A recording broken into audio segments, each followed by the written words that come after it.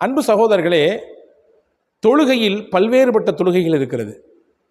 தொழுகை என்றாலே அது மனதிற்கு இதமான நிம்மதியையும் ராகத்தையும் தரக்கூடியது தான், அதிலே மாற்று கருத்து இல்லை. மனதிற்கு இதமான குளிர்ச்சியை தரக்கூடிய தொழுகை. நபிகள் சொன்னார்கள், குர்ரத்து ஐனி ஃபிஸ்ஸலா, என்னுடைய கண் குளிர்ச்சி தொழுகையில் தான் இருக்கிறது என்றார்கள். அல்லாஹுவை வணங்குவது அவனை அடைய வேண்டும் என்ற லட்சியத்திலே, அவனை நாம் நெருங்க வேண்டும் என்ற எண்ணத்தில் தான் இருக்க வேண்டும், அதிலே மாற்று கருத்து இல்லை. ஆனால் சில தொழுகையின் மூலமாக சில பிரத்யேக பலன்களை அல்லாஹ் வைத்திருக்கிறான். அப்படியான ஒரு தொழுகை தான் லுஹா என்ற ஒரு தொழுகை. லுஹா தொழுகை 2 ரக்காத், அது மிகப்பெரிய பலனை தரக்கூடியது, மிகப்பெரிய பாக்கியங்களை பெற்று தரக்கூடியது. ஹஜ்ரத் சையதுனா அபூ ஹுரைரா ரலியல்லாஹு அன்ஹு அவர்கள் அறிவிப்பு ஹதீஸிலே வந்திருக்கிறது, ரசூலுல்லாஹ் எனக்கு 3 விஷயத்தை வசியத் செஞ்சாங்க, இதை விட்டுறாதீங்க, இதை கண்டிப்பாக ஃபாலோ பண்ணிங்கன்னு சொன்னாங்க. அந்த 3 விஷயத்தில் முதல் விஷயம், மாதம் 3 நாள் நோன்பு வைக்க சொன்னாங்க. 2வது, தினசரி லுஹா தொழுகிற 2 ரக்காத் தொழுதுருங்க அப்படின்னு சொல்லி கொடுத்தாங்க. தூங்குறதுக்கு முன்னாடி 3வது, தூங்குறதுக்கு முன்னாடி வித்திர தொழுது முடிச்சிருங்க, தூங்குறதுக்கு முன்னாடி வித்திர தொழுது முடிச்சிருங்க அப்படின்னு சொல்லி கொடுத்தாங்க. இதை நான் தொடர்படியாக ஃபாலோ பண்ணிட்டு வர்றேன், இதை மிஸ் பண்ணுறதே இல்லை அப்படின்னு சொல்லி ஹஜ்ரத் அபூ ஹுரைரா ரலியல்லாஹு அன்ஹு சொல்கிறாங்க. அன்பு சகோதரர்களே, நபிகள் நாயகம் ஸல்லல்லாஹு அலைஹி வஸல்லம் அன்னவர்களிடத்திலே நெருங்கி இருந்த நபி தோழர்களில் எக்கச்சக்கமான நபிமொழிகளை ஹதீதுகளை நமக்கு தந்திருக்கக்கூடிய சையதுனா அபூ ஹுரைரா ரலியல்லாஹு தஆலா அன்ஹுடைய ரிப்போர்ட் இதுதான். ரசூலுல்லாஹ் சொன்னதை நான் விடாமல் ஃபாலோ பண்ணுறேன்.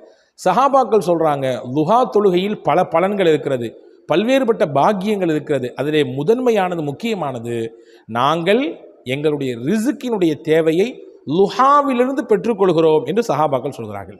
லுஹா தொழுவதன் மூலமாக எங்களுடைய ரிசுக்கின் வாசல் விசாலம் அடைகிறது, எங்களுடைய ரிசுக்கினுடைய தேவைகள் பூர்த்தியாகிறது, அதன் மூலமாக எங்களுக்கு அல்லாஹ் தருகிறான் என்று ஹஜரத் சஹாபாக்கள் சொல்வதை நாம் பார்க்க முடிகிறது. அன்பு சகோதரர்களே, எனவே லுஹா தொழுகையை முடிந்தால் அதை பின்பற்றுவதற்கு முயற்சியுங்கள், நீங்களும் நானும் எல்லா மக்களும். லுஹா தொழுகையினுடைய சமயம் நமக்கு தெரியும். காலையில் சூரியன் கொஞ்சம் உதித்து கொஞ்சம் அதனுடைய ஒளி நன்றாக வெளிப்பட்டு கொஞ்சம் சூடு தெரியக்கூடிய சமயத்திலிருந்து சுமார் ஏறத்தாழ ஒரு 9 மணியிலிருந்து தொழ துவங்கலாம். 9 மணியிலிருந்து ஒரு 11 மணி 11:30 மணி வரை தொழலாம், பிரச்சனை இல்லை. அன்பு சகோதரர்களே, இந்த தொழுகையிலே அல்லாஹ் ரிசுக்கை வைத்திருக்கிறான். ஒன்று, நல்லோர்கள் பெரியோர்கள் இமாம்கள் நமக்கு முன் வழிகாட்டியலாக இருந்த முசன்னிஃபின்கள், கிதாபுகள் எழுதி தந்திருக்கக்கூடிய முசன்னிஃபின்கள் சில ஒரு முக்கியமான துவாவையும் சொல்லித் தருகிறார்கள். குறிப்பாக இஆனத்து தாலிபின் என்று சொல்லக்கூடிய ஷாஃபி மதுஹபினுடைய மிக முக்கியமான சட்ட நூட்களில் ஒன்றாக இருக்கக்கூடிய, சட்ட நூட்களின் விரிவையாக இருக்கக்கூடிய இஆனாவிலே ஒரு துவா இடம்பெறுகிறது. இந்த துவாவை லுஹா தொழுகைக்கு பிறகு ஓதி வாருங்கள், அல்லாஹ் நிச்சயம் ரிசுக்கினுடைய அந்த வாசலை விசாலமாக நமக்கு திறந்து தருகிறான் என்று ஹஜ்ரத் இமாம் தின்யாத்தி ரஹ்மஹுல்லா அவர்கள் இதை சொல்கிறார்கள், பதிவு செய்கிறார்கள். என்ன துவா அது?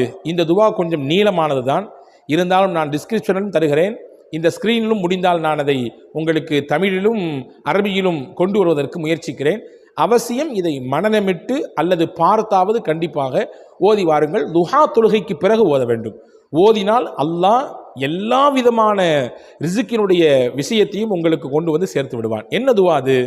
நல்லோர்கள் கற்றுத்தருகிறார்கள், பாருங்கள். அல்லாஹும்ம இன்கான ரிசுகி ஃபிஸ் ஸமாஇ ஃபஅன்ஸில்ஹு வ இன்கான ரிசுகி ஃபில் அர்தி ஃபஅக்ரிஜ்ஹு வ இன்கான ரிசுகி பஈதன் ஃபகர்ரிப்ஹு வ இன்கான ரிசுகி முஅஸிரன் ஃபயஸ்ஸிர்ஹு வ இன்கான ரிசுகி ஹராமன் ஃபதஹ்ஹிர்ஹு وَإِنْ كَانَ رِزْقِي قَلِيلًا فَكَثِّرْهُ وَإِنْ كَانَ رِزْقِي كَثِيرًا فَبَارِكْ لِي فِيهِ يَا رَبَّ الْعَالَمِينَ.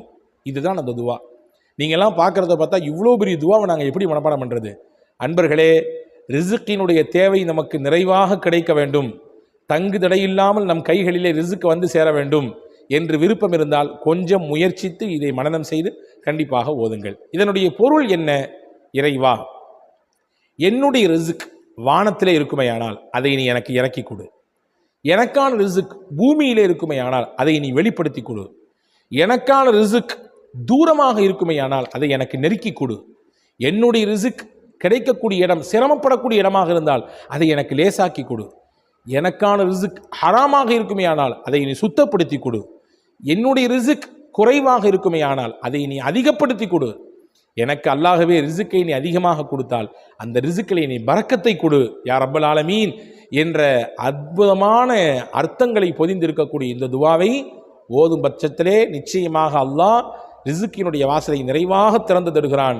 நான் முன்னாடியே சொன்னேன், மேட்டிலிருந்து பள்ளத்தை நோக்கி தண்ணீரை விட்டால் எப்படி வேகமாக வந்தடையுமோ அப்படி ரிசுக்கை அல்லாஹ் வேகமாக வரச் செய்கிறான். 2 கண்டிஷன். ஒன்று, துஹாவை தொழ வேண்டும். துஹா தொழுதற்கு பிறகு இந்த துவாவை ஓத வேண்டும்.